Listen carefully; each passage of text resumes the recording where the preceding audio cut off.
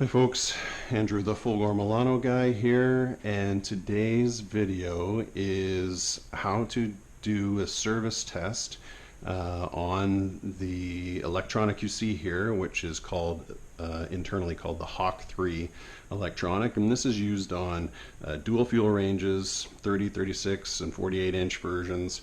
It's on the induction top ranges. It's on some single and double in-wall ovens. And so as such, it's a universal electronic that can be put into various configurations of ovens with various internal configurations and features that can be added, turned on and off, such as convection fans, 1 or 2, meat probes, in which case you're going to want to have this when we run through the test, which is the meat probe, and then various other features. And we're going to run through that test mode today. To show you how you can test all of the loads and pinpoint any errors or things that might be amiss. The service mode is only available in the first 5 minutes after power on. So in order to enter into the service mode, we're going to have to either unplug the product, which is difficult with built-in ovens, so you'll have to likely find the breaker panel or ask the customer to turn the breaker off. You only have to turn it off for a couple seconds and then back on again. So right now I'm just going to unplug the range to reset the electronic, and then we'll have 5 minutes to enter into the service test / configuration mode. So the first thing you're going to notice after power on is that the auto lock is flashing. Now I opened the door early enough. It's not advised to open the door. Sometimes customers will open the door as soon as they power the unit on. It interrupts the lock test sequence and can even cause interference or even a little bit of damage. The lock could actually get stuck, in which case you would get like an F03 error code. We can watch or observe the lock in motion if I simulate by pushing in the door plunger, simulate the door being closed, and you can see the cam lock rotating out into fully locked position. It comes out and interacts with this tab right here in the slot of the door, and then it will continue back into its home position. So once it gets into the fully locked position and then back to the home position, that tells the electronic that the lock is working and it is safe to operate the oven because it can be used for self-cleaning as well. So when you self-clean, the door locks. If that lock mechanism isn't working, then it will shut the oven down and not allow you to use it. In this case, it's working. We passed the test. The auto lock has stopped flashing. And we can go into our service test. So you can see it's 12:01 already. We've got 4 minutes left to go into this service test. And we do that by pushing the 2 outside buttons. We got 6 buttons along here, these touch buttons. We're going to touch the 2 outside ones. You'll notice on different models, there may be different labels down here on these buttons. So in the case of double ovens, you can switch between the 2 ovens with this button as well as do the preheat or the fast preheat. In this case, we always do the 2 outside buttons. Hold it for about 3 seconds, and then you'll see all the segments light up. So in this case, we actually have 3 separate display boards that make up this electronic. So the clock display board down here is integrated in with the buttons.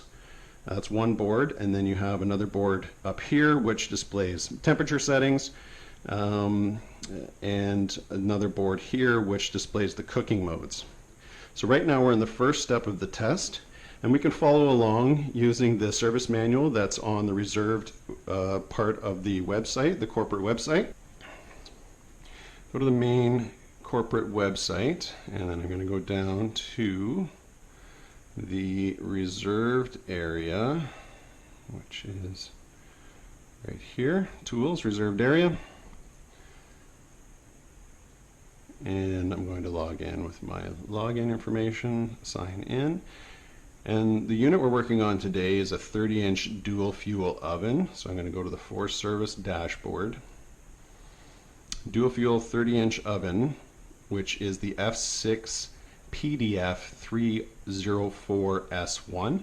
And we can scroll through all these products if we wanted to try and find it, but there's a quicker way to do it. We can filter by ranges. And that will filter the list. So here we have all of our various ranges that we could possibly be working on. And we're looking for the PDF F6 PDF 304 S1, which is the dual fuel 30-inch Pro range. So we'll click on that. And here we'll find service manuals is what we're interested in today, but you can also find the wiring diagram, exploded views, parts list, and then the user relevant installation and use and care manual as well.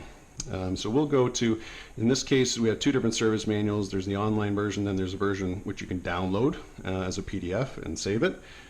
Or print it off, but we'll just do the online because we're using the computer, and everything is hot linked. The PDF version is the same, it's got hot links in it as well, and in this case, well, you can see you've got lots of different troubleshooting and how-to links in here, but today we are concerned with the oven model configuration and the oven manual test. So in the oven model configuration for this model, you can see we've got a 30-inch single oven with 2 convection fans, and the configuration number should be an NO3, and we can see that we have NO3 already pre-programmed on there. If we wanted to change that, we would press the menu button and then it starts flashing. So in this case, once something is flashing, that means it can be changed, and you can change things with the plus or minus keys. And so here, with each subsequent code, we are changing the configuration of the electronic, or what this electronic thinks it's sitting in. So you'll see right now we are looking at a double oven configuration by this icon, but if we go back, we're going to leave it at the NO3, which is the proper configuration for this oven, and we'll just press the menu button again to enter it, to lock it in. And then we can move to the next step in the test. Sorry, a little bit about, in this case, we're working on an electronic that's already configured for the proper range. In some cases, as a servicer, if you're changing the electronic, you will get, the first thing you get after you power on is an F11 error code. And that error code means I'm a new electronic and I don't have any configuration on me. I don't know what oven I'm in, so you have to tell me, in which case you have to go into the service test mode and configure it as per the spec in the service manual. So in this case, for this range, the NO3 is the correct configuration. Then we go to the next step, which is DO2, and that is telling me the firmware version of the display board. So it's version 2. We can't change it here. Right? It doesn't do anything to press the menu button. This is hard locked or written in the firmware of the board. Now it's telling me what the firmware version of the power board is. In this case, it's showing me an up arrow. We only have one oven, but if we had a second oven, it would also, the next step would tell us what the firmware version is of the power board for the second oven, and we would get a down arrow in this case. So again, we can't change this. This is hard written into the firmware of the power board. It's just for reference. ADC, this is the internal code used by the factory for the configuration of the unit. Again, nothing that you can change. This step of the test is crucial for any product that uses a meat probe. If you fail to plug in the meat probe during this step of the configuration and then ultimately save the configuration, the oven will never think it has a meat probe. It will never look for it, and then when the customer goes to use it, they'll plug it in and nothing will happen. So in this case, before you finish the service test or even start the service test, ask the customer to locate their meat probe, because you'll need it in order to complete the test and register the meat probe. So at this point in the test, we'll open the oven and we'll plug into the socket, meat probe into the socket, and you'll see it register with the electronic. 70 degrees Fahrenheit is the real-time temperature of it. If we were to warm it up in our hand, we might be able to see it warm up a bit. Yep, there we go. And this is what you want. You want to see the probe is registered. We'll just leave it now. Don't unplug it. Leave it plugged in until we finish the configuration. We'll go to the next step with the plus button. Now we're going into the actual test. This is where we're going to test all the loads. If you so desire, you can even go so far as to use a clamp meter. Now you would have to basically pull out the range, and you would have to access the cover panel for the terminal block. In which case, if you were going to take a reading, you would want to wrap this around the red or L2 line on a range on a 240 volt product, because inside the unit there's branch circuitry. Some stuff runs on 120, some stuff runs on 240. So all of the elements run on 240, but the fans and the electronics will run on 120. That all goes through the red, in which case L1, which is the black wire, is only there for the 240 volt parts. So if you were to put this around the black wire, you wouldn't register anything when you were testing the fans, let's say. So put it around the red if you're going to use this. And in the service manual, you'll see there's actual wattage values that they'll give us for each of the elements that we're testing, and even the fans, so that we can confirm that they are working properly and drawing the right amount of amperage. So first step of the test is S01, and that is obviously the lights.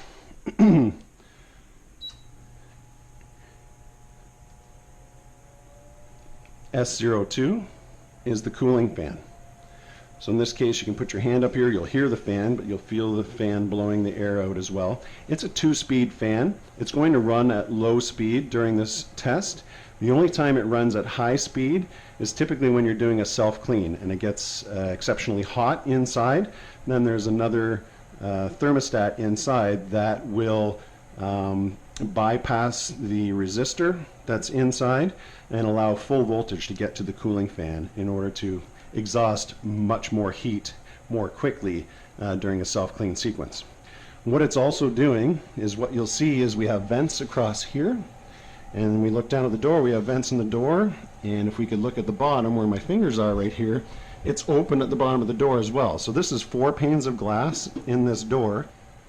In order to keep the glass cool, this cooling fan is actually drawing air up through these bottom vents, through the upper door vents, which then goes into these vents, through the fan, which is also picking up heat from inside, from cooking and from the cooktop, and then exhausting it out between the door and the console. So you'll feel constant air coming out of here. When a customer is cooking using this electronic in this model, the cooling fan will start right away when choosing a cooking mode. And it will continue to run even after they're done cooking until the oven cavity gets to a certain threshold temperature. If the customer wants to speed that process up and shut the cooling fan down quicker, they can just open the door a little bit and leave it open, and the heat will escape that much quicker out of the oven. But it's there to protect the electronics, to protect everything inside. The cooling fan ensures the long life of the product. So the cooling fan is working. In some cases, you might be in there doing a call for the customer complaining about noise from the cooling fan, right? Are we sure it's coming from the cooling fan, or is it possible that it's coming from the convection fan? So this is where you can kind of isolate the two different fans, or the loads, and see which one is making noise. We'll go to the next step, SO3. We talked about the convection fans. So the convection fans are spun up, and the way they work is they spin in opposite directions and they draw in and then out around the side baffles. So they're circulating the air this way inside. Next step is SO4. At this point, there should be no load measured. This is a way that you can test if you've got a relay that is stuck closed. So for instance, the customer might be complaining about things burning, or the bottom is burning on something. Things are cooking unevenly, whatever. It could be because one element is always energized because a relay on the main power board is stuck shut. So maybe they're choosing bake with just the multi-pizza mode with just the bake element and the fans, but then the broil relay is stuck, and so things are burning on top and the customer doesn't understand why. So that broil element is on all the time, no matter what cooking mode they use. So in this case, we should have nothing energized. There should be no draw other than whatever the electronics is drawing at this point. So it's a good test. SO5 is going to be, so we're going to go back to our service manual and look at the actual oven manual test. And here you see I mentioned the F11 error code earlier, but this has all the information you need to go through the entire test. So yeah, SO4 we just completed. SO5 is the bottom element, so the bake element, which measures at 3000 watts at 240 volt, and you see they even have the values should this unit be configured as a 208 volt model. So we can even just quickly put our hand down here, see if we get any heat coming. And it's a concealed bake element, and I can feel it starting to warm up already, so we don't have any issues. There's no issues with this oven. We're just running through the test. SO6 is the top element at 3500 watts. That's going to be your broil element up here, your main broil element. And I can feel the heat coming off that already. So we can move to the next step. SO7 are the ring elements, as they're referred to, or the convection fan elements. Now the fans are always going to run at the same time that the ring elements are being tested. Each one of those is 1300 watts for a combined total of 2600 watts, but the fans run for the safety's sake, right, so that the ring elements don't overheat and do any damage at the back of the cavity. SO8 is the additional element. So inside, what you'll see, maybe I can put a flashlight on it here. What you'll see when you look inside is that we've got an internal broil element and an external or an outside broil element. In this case, we're testing the outside broil element. It's around 1000 watts.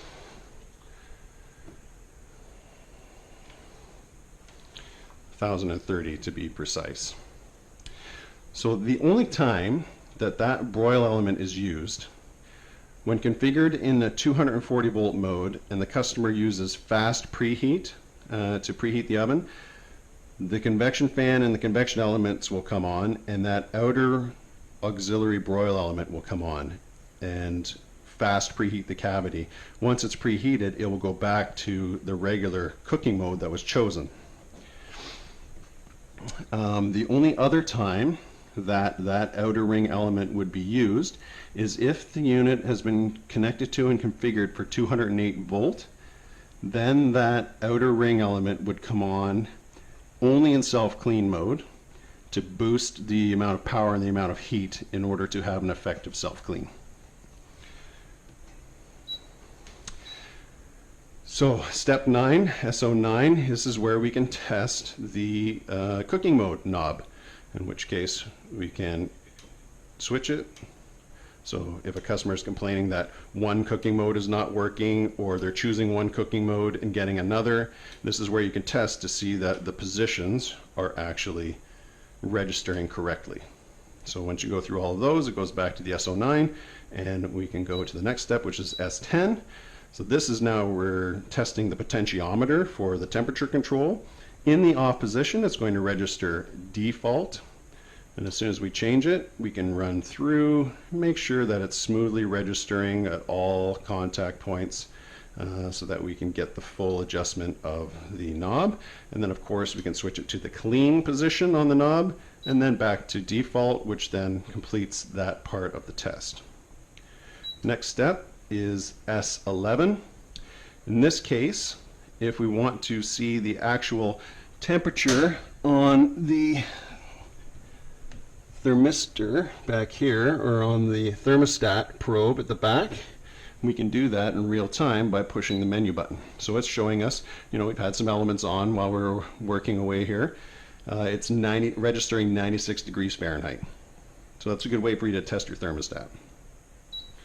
And then we press menu to get back out of that step, and we can move to the next step, and the next step is end. And at this point, everything that we've done, if we've made any configuration changes, if we've registered the probe or not, nothing is locked in until we push the two outer buttons that we use to get into the test.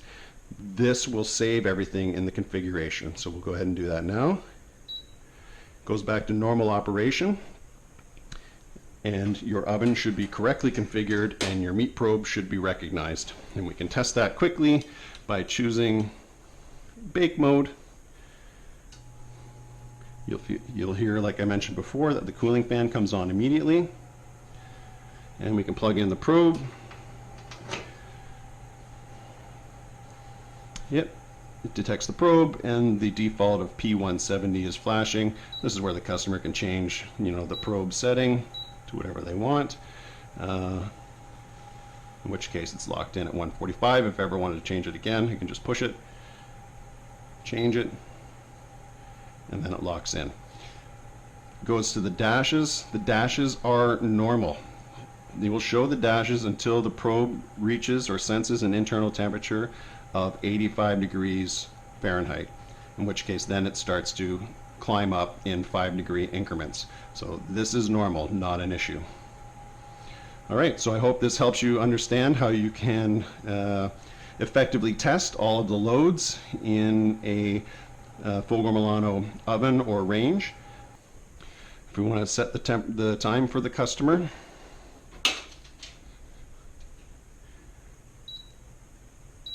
choose set time, press plus,